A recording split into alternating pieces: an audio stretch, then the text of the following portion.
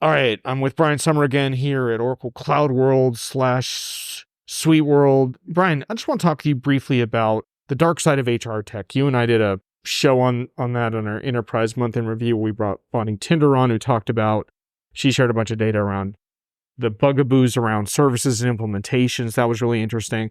But for the listeners that don't know, you have a presentation out of the box, so to speak, where you can go and riff on what's wrong with HR and what to do about it. And you're going to be given that soon, I think, aren't you? I gave a preview of it on, for one show I'll be at 2 weeks from now. It was kind of a quick 10-minute teaser thing. I'm going to be talking more about it in Jakarta next week. How about that for taking Diginomica globally here? I don't want people to think I'm just a negative kind of guy, but I do look for how things are being used or misused or flat out abused. One of the things, and one of the vendors even here, one of the executives here got a little testy with me today because I asked a similar question of them a month and a half ago, and then I asked it yesterday. The old pesky question. Yeah, hoping they had actually had it in the month and a half since they'd had something to tell on it. But here's the genesis of it. I know that there are a lot of citizen AI tools out there. There's not much written about them, but these are tools, they're abundant on the web. If you want to polish up your resume, if you want to match your resume to a job description, if you want to generate a job description, you can find tons of these kind of tools for next to nothing or just free on the web. And they're all AI powered. And if you could use them, I could use them. And in fact, bazillions of job seekers are using this stuff every day. And it's the unfortunate consequences and the lack of system thinking on the part of vendors that really bugs me. When you look at the product roadmaps of all these AI tools, and this is getting to the dark side, what are these people using? What's going on is the vendors are only seeing how to use AI as an economic engine to drive more revenue for themselves and to maybe sell something to an enterprise kind of buyer, as opposed to thinking, how will other people like citizens, job seekers, alumni, how are they going to use these technologies and what's the implication of that usage on you? So some of the examples I show in audiences are like the one guy that applied to 5,000 jobs in 1 week. Now, if you got more than a handful of people doing that, just think of how the inboxes of these recruiters are just overflowing with that kind of stuff. Or you have people who, this is the other problem. I can't imagine anyone has actually got the work experience that perfectly matches the job descriptions that AI tools are generating for employers, because they're asking for everything. And I mean everything. And I don't care if you've been in the biz 40 years in your particular career, you couldn't have done everything that's in that resume.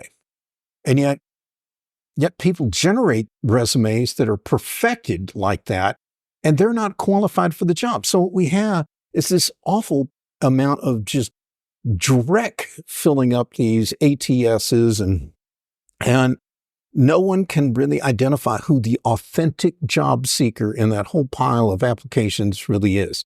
I'll guarantee you it's not somebody who's getting a perfect match score out of the ATS. Those are people who cheat basically to get up there.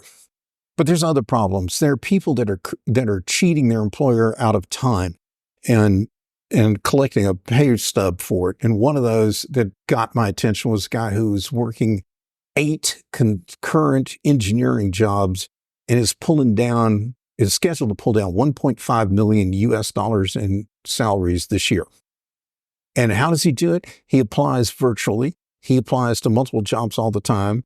And he knows it'll take 6 to 8 weeks on average before he gets found out that he doesn't really do any work. Mm-hmm. And he'll get fired, but it doesn't bother him because he says it takes him less than 3 hours to find another job. Right. We have people who get automatic mouse clickers that constantly trick an employer into thinking that you're really working when you're working from home And all these things are doing are just giving fake mouse clicks back to your employer. I could go on and on. The amount of the kind of fraud is unbelievable.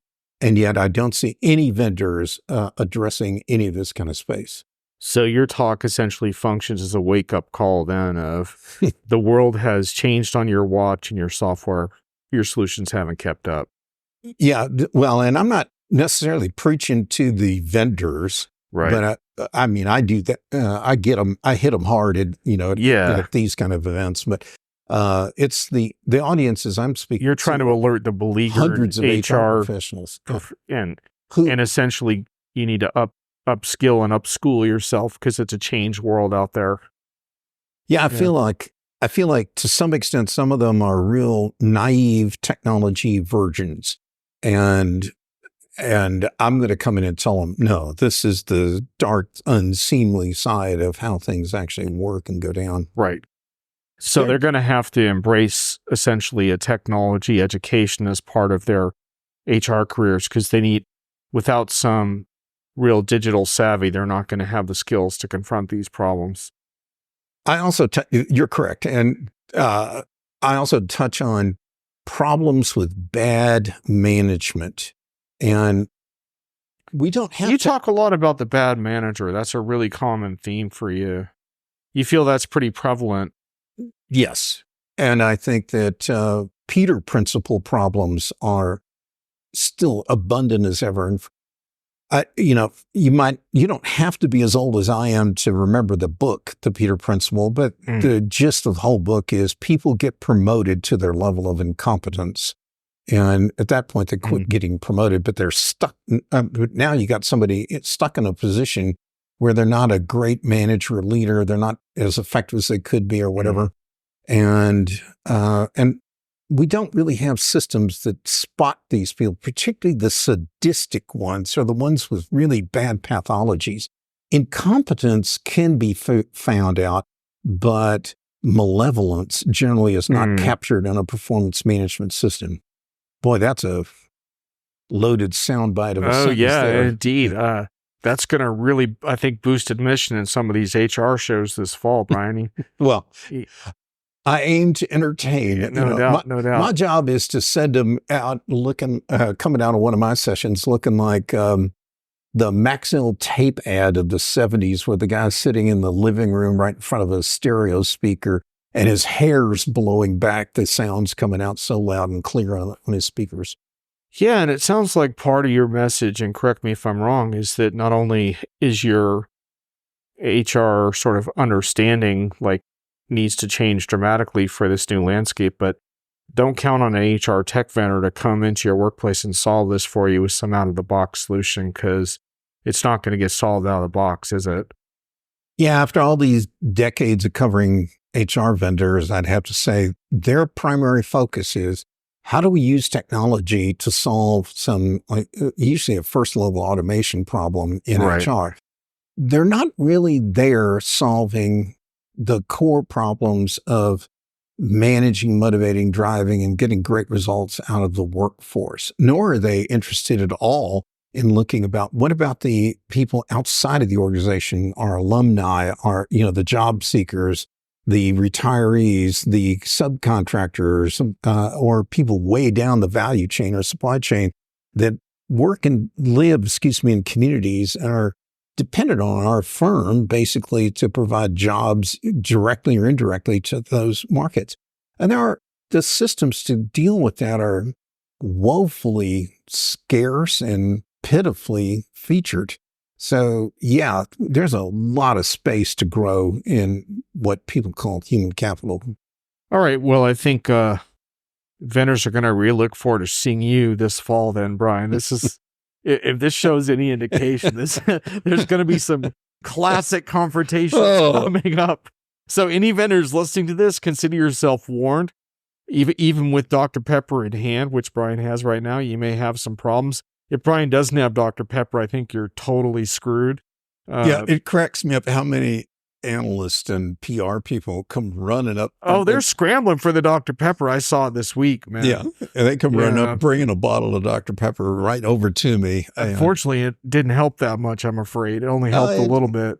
It can help some, but. Yeah. So anyway, with our listeners, I think what we did just now is laid out a really big problem statement. So I will honor in the fall sometime, either one of our video shows, whatever, return to this topic, and then we're going to ask Brian what he learned from the shows this fall, and if he has any updates to his problem statements, either solutions that he's seen or more likely more problems that he's uncovered. So I'm looking forward to regrouping on this. Good luck on the road. Thanks for that. I'll definitely be earning the miles. I think I'm scheduled. I may break one of my records at the HR Tech Show in a couple of weeks. I might be at like 23 vendor. I was going to say 73. I think that's 73 vendor briefings. No, 23. Oh, 23. If I did 73, I'd be catatonic. Still, 23 is not shabby, dude. Oh, so, yeah. In a couple of days, plus I'm doing a couple of talks in between all that. Yeah, we might need to do a health check after the 23rd there. By the way, at that show last year, one of the analysts walks right up to me, like the end of day 2 or something. He goes, "Brian, have you made any vendors cry yet?" And I'm like, "Good Lord, what is my reputation here?" But the answer was no, I hadn't. In fact, one lady asked me, "Well, how did we do with, pitching her startup?" And I just felt generous. I go, I'll give you a B. And she was doing the Toyota, "Oh, what a feeling," jumping in the air in the press rooms and yelling at the top of lungs, "I got a B. I got a B." Wow. Anyway. Real life stories from the road, folks. She probably took that news to her venture capital firm to say, I need a higher valuation on our next we round. Secured a whole new funding round thanks to our B from the infamous Brian Sommer. All right, Brian, well, let's shut down the applicant tracking system and call this a partnership, man. We're good. The partnership is good. Thank you, John. Absolutely. All right, folks. Catch you next time. See ya.